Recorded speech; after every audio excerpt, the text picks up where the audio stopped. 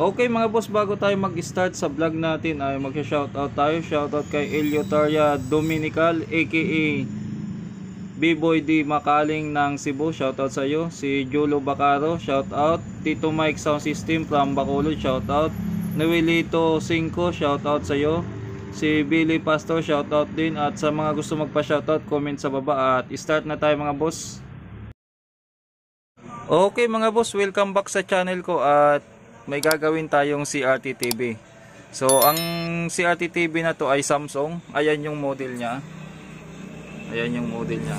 So iba-vlog natin to pero magbibigay din na ako ng konting tips at saka konting topic lang din tungkol sa CRT TV.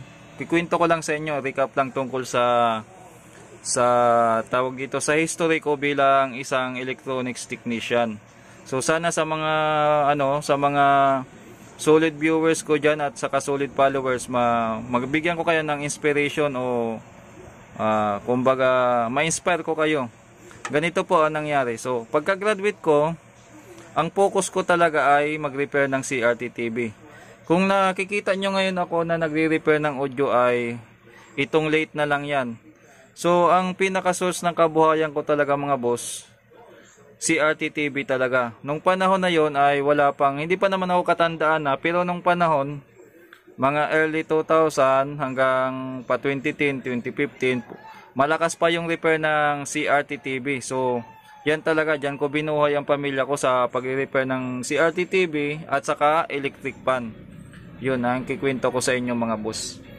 So, dapat bilang isang TV technician na CRT ang repair, magta-transition ako sa LED TV. So, yun ang bala ko. Magta-transition ako. Kaya lang mga boss, sa dami ng pinagdaanan ko sa buhay, mga hindi magagandang pangyayari, hindi ko na ikikwento yun kasi masyadong malalim na. Dito tayo sa repair mag-focus.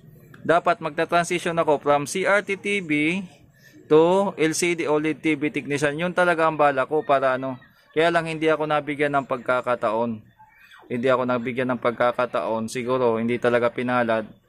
Kaya nangyari mga boss, nung palamlam na yung CRT TV, nag-focus na lang ako sa pag-repair ng electric fan. So, konti na lang tong CRT TV. Minsan sa isang buwan, tatanggap ako ng CRT TV na 4 hanggang sa naging 2, hanggang sa paunti-unti lang. Minsan isang beses sa isang buwan. Ngayon, wala na talaga. Konti na lang. Pero gusto ko pa rin yung CRT TV gamitin, kaya ito pa rin yung pinaka-paborito kong i-repair. Hanggang sa bandang huli mga boss, imbis na mag-transition ako sa LED TV, na pa-transition na talaga ako nung kwento ko lang saglit. Nag-ipon na ako ng mga pyesa, namuhunan na ako, mag-aaral na lang sana ako, kaya seminar. Ang nangyari kasi, 2018, binaha dito sa amin. Ubos lahat ng inipon kong pyesa, mga panel, mga binili kong So, nalogi ako mga boss. Nalogi ako kumbaga So pagkatapos nun, give up ko muna ang pag-aral ng LED TV. So ang ginawa ko, nag-repair ako ng amplifier. Nataon nakilala ko sa amplifier, kaya hanggang ngayon mga boss, kung mapapansin nyo, puro amplifier na lang repair ko. At maganda naman kasi kahit araw-araw may nare-repair ako na amplifier, masaya na ako doon. So balik tayo dito sa CRT TV. Bali, ito ay repair ko, walang power, baka gawan ko din to ng video, try ko lang. Pero ngayon, sa mga interesado matuto mag-repair ng TV, ang ituturo ko lang sa inyo muna ngayon ay section by section. So mga boss, bibigyan ko kayo ng tip kung paano nyo malaman yung section by section. Tulad nito, ang problema ng TV na to ay, hindi ko na ititesting, ang problema ng TV na to ay walang power. So itong TV na to ay walang power. So unang-una dyan, ang pinaka-basic na turo sa amin dyan, pag walang power, teka lang, kunin ko yung walang power. So itong plug, ang pinaka-unang procedure dyan na na nakakaligtan ng iba.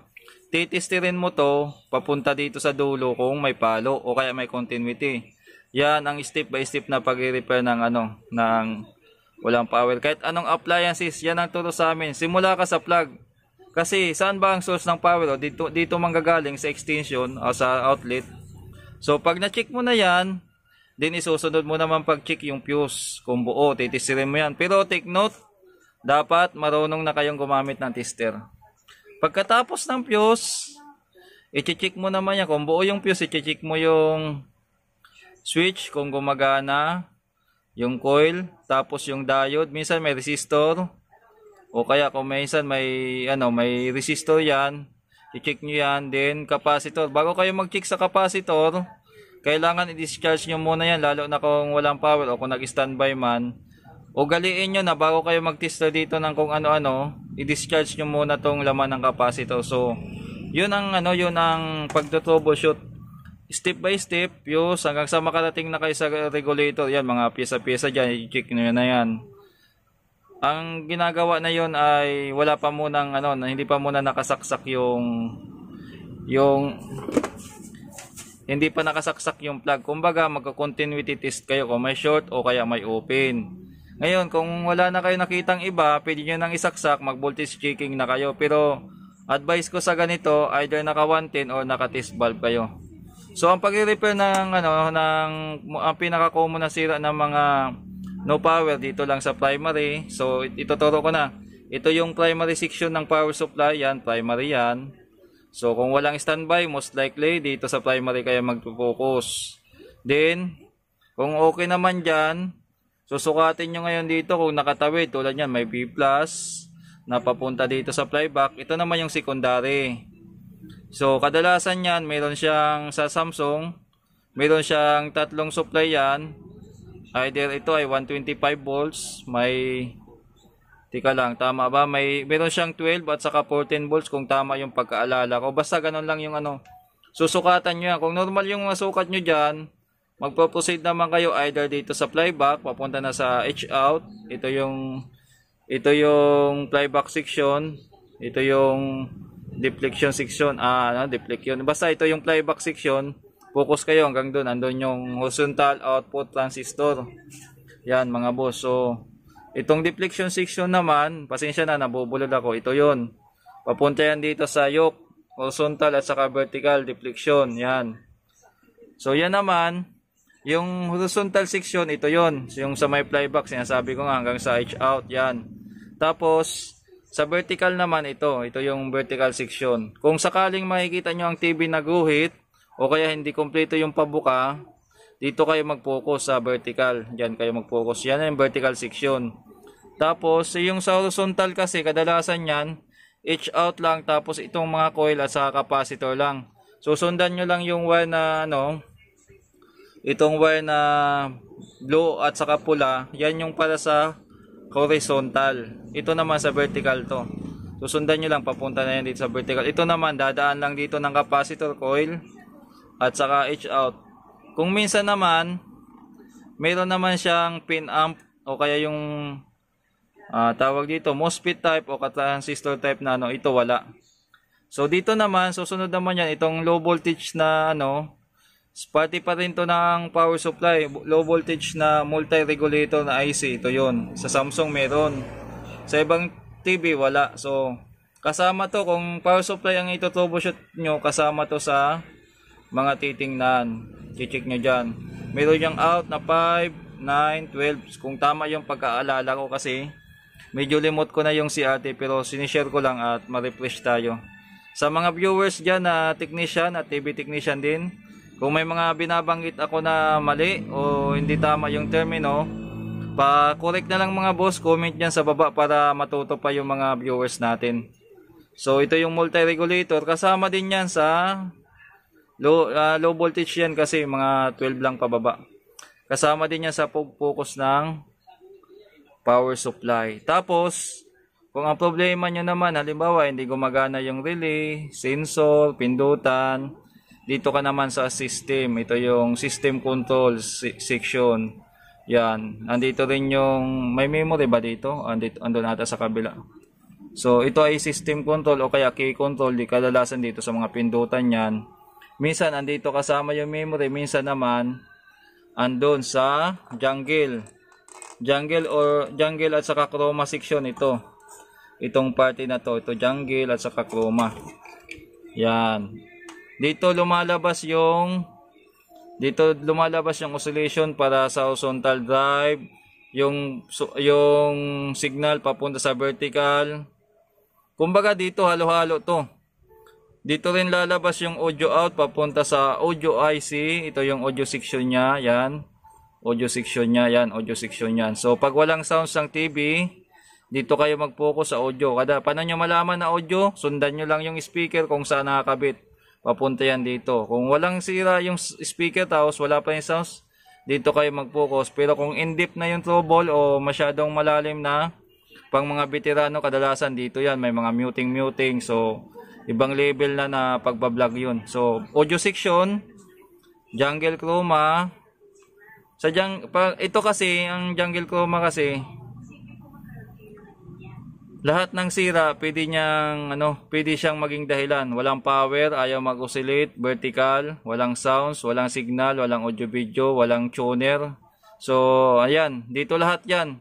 Pwedeng walang power na naka-standby lang dahil sira siya. So ang daming magiging problema pag sira to.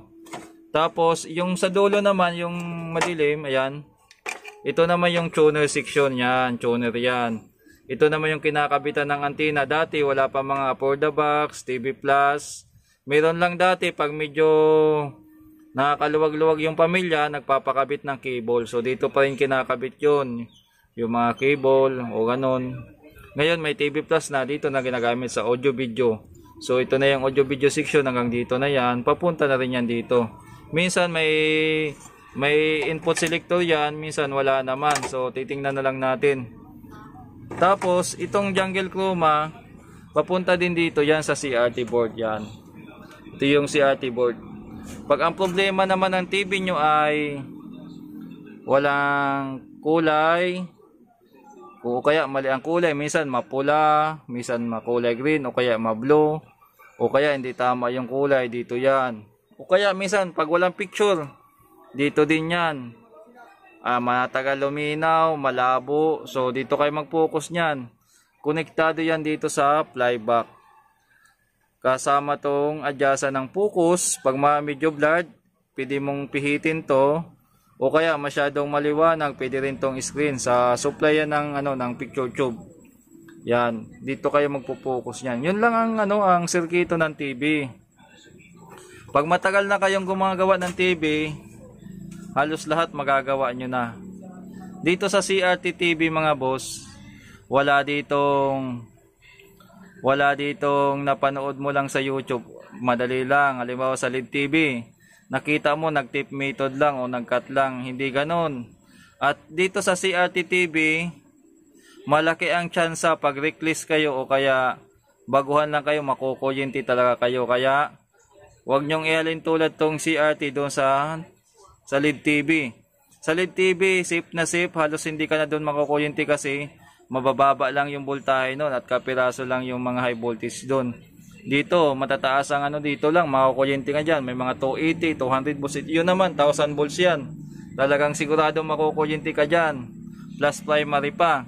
Sa LED TV naman kasi, ang iingatan nyo lang na masira nyo yung panel. Pero dito, hindi kayo pwede dito mag-alatsamba o magka-cutting method, wala dito sa CRT. Sa CRT, pag may sirang pyesa, papalitan nyo talaga o kaya hahanapin nyo. Wala ditong bypass mga boss. Wala ditong modification. Pwede naman modification, sounds, vertical, meron, pero mas mahirap na yun gawin. Mas madaling gawin doon ata sa Basta para sa akin, mas mahirap gawin tong CRT o mas mahirap pag-aralan kaysa LED TV. Sa tansya ko lang mga boss ha. Tatansya ko lang kasi base na lang sa experience ko. So sana mga boss nakatulong tong video na to kung paano mag-identify ng mga pinaka-common na sira at saan dapat mag-focus. Sa mga nagsisimula dyan na kahit patatapos, tawag dito? Patapos na yung era ng CRT, mag-share pa rin ako. So ang problema nito mga boss ay walang power. So base sa experience ko, walang power. Dito ako magpo-focus. Tapos ang ginagawa ko ay hindi na ako nagtitester, physical or visual check na lang. Napansin ko dito lumubo na tong capacitor. Ayan, lubo na yan. Yan, hindi na kailangan ng ESR tester para malaman na sira yan kasi bloated na. Ito pa, hindi naman siya bloated pero mukhang mukhang uminit siya ng gusto o kaya drain na siya sa itsura pa lang kasi nangulumbot na yung plastic cover niya, yung pinakakatawan niya. Tulad nun, oh, may tama na yan sa tansya ko. Pati yan. Ito, talagang kitang-kita nyo, lobo na talaga, oh. Yan. Tapos, ayun pa sa audio. So, may posibilidad to mga boss na nag-high voltage. Kasi nangyari yan sa mga CRTV na nag-wild o kaya tumataas bigla ang voltahe. Kaya lumulobo yung mga capacitor na yan. Pero yung itong sa B+, mukhang hindi naman. O ano lang, talagang dala lang ng kalumaan. Ganon din doon sa vertical, o may mga tama na. So mga boss, hanggang dito lang siguro yung vlog natin. Ito ay kakalasin ko muna at huhugasan ko na naman. Subukan kong hugasan para mapagana ko. Yung paghuhugas kasi, bago pa ako gumawa ng amplifier, ginagawa ko na yun sa CRT TV. Ginagawa ko na talaga dati yan. Hindi pa ako nagre-repair na, nagre-repair na ako ng amplifier noon. Kaya lang noong time na nagre-repair ako ng CRT TV, madalang lang ang tanggap ko ng amplifier. Siguro ngayon dahil mura na yung amplifier, marami nang nakakabili kaya marami na rin akong nagagawang amplifier. At sa ngayon, pinagpapasalamat ko sa Diyos na marami nagtiwala sa akin magpagawa ng amplifier kaya yun ang magiging pinakakabuhayan ko ngayon mga boss. Okay, hanggang dito na lang yung vlog natin. Kung may tanong pa kayo, comment lang sa baba. Sa mga kapwa ko tech vlogger at technician na eksperto dyan o mga veterano na, kung may mga binanggit akong mali o may mga kulang sa nasabi ko o hindi tama ang termino na binanggit ko, paki-comment na lang po sa baba para madagdagan natin ng kapaliwanagan yung mga viewers natin na hindi pa kabisado yung CRT. Hanggang dito na lang. Thank you at God bless po sa ating lahat.